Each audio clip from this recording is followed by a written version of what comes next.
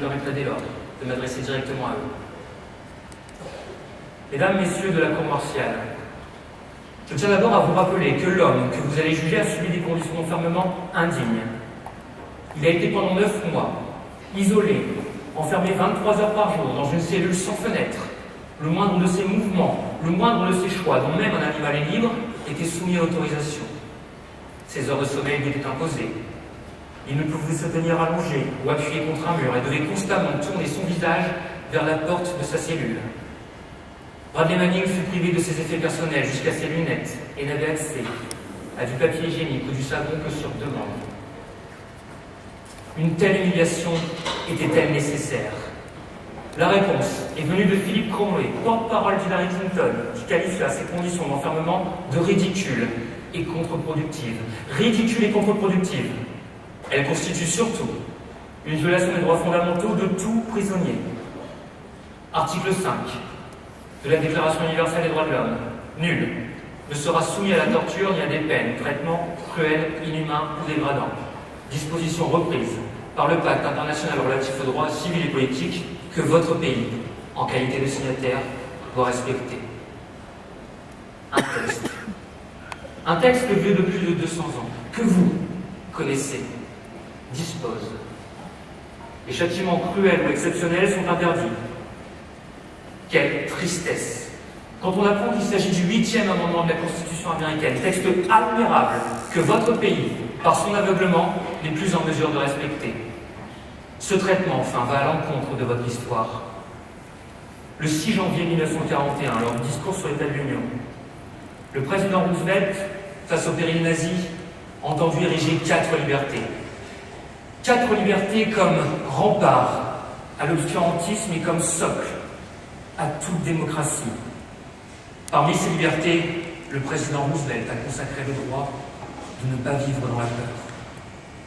Comme il dut pourtant avoir peur, le soldat Manning, privé de toute dignité humaine. J'imagine son angoisse avant les fouilles durant lesquelles il devait rester nu devant sa cellule.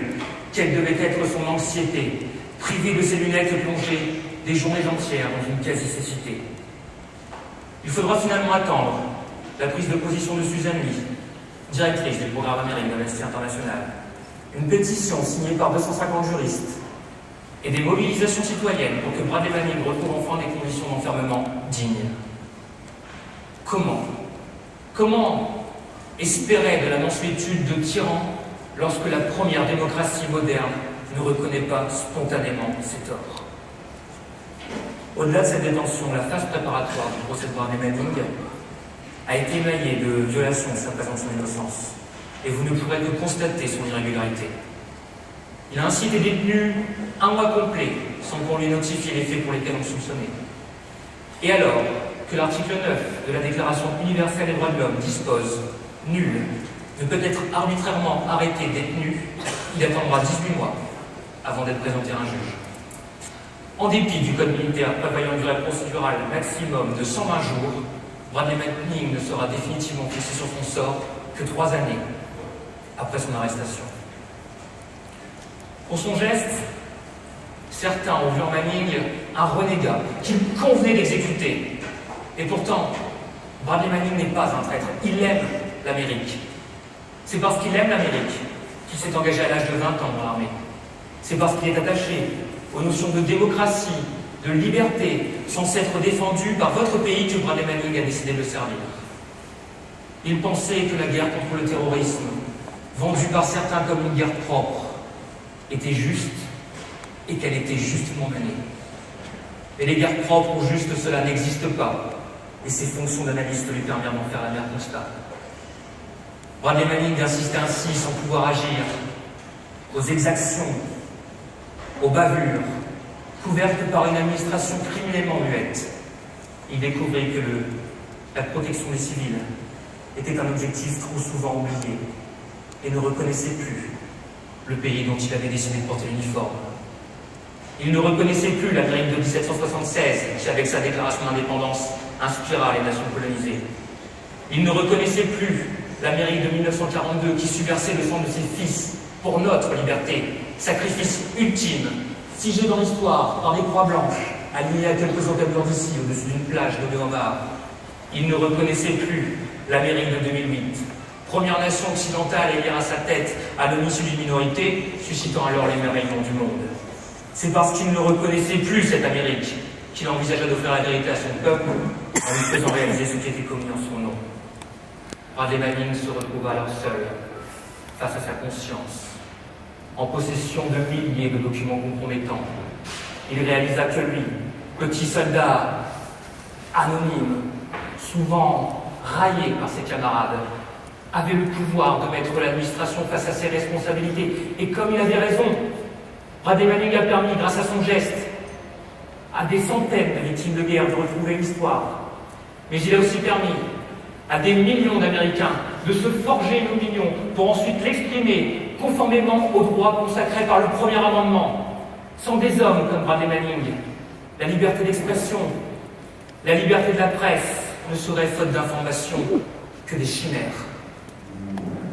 Si la valeur d'un homme se mesure et se révèle à l'aune de ses actes, alors, pour avoir rendu leur plénitude aux premières libertés consacrées par les pères fondateurs de votre pays, Bradley Manning doit être célébré en héros, et vous le traiterez comme tel.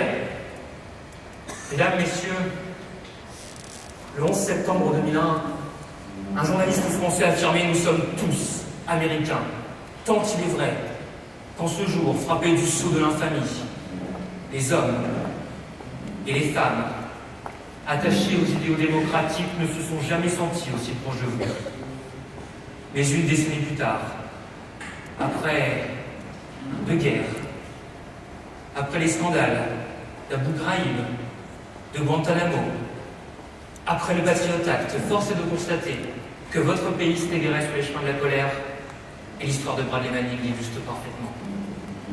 Il est pourtant nécessaire, en cette époque tourmentée, que vous redeveniez un phare dans la nuit de l'obscurantisme. Ravivez la flamme de cette magnifique statue new-yorkaise et faites qu'elle porte mieux que jamais son nom, la liberté éclairant le monde. Reprenez possession de votre pensée, libérez-vous du carcan des certitudes dans lequel votre pays est enfermé, et vous servirez la démocratie bien mieux que ne pourront jamais faire tous les canons de toutes les armées. Au moment de la délibération, interrogez-vous. Est-il juste que révéler la vérité soit devenu un crime?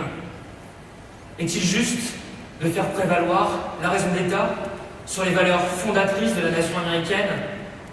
Est-il juste enfin de condamner cet homme qui a offert la vérité sur des crimes alors que leurs auteurs n'ont jamais été interrogés?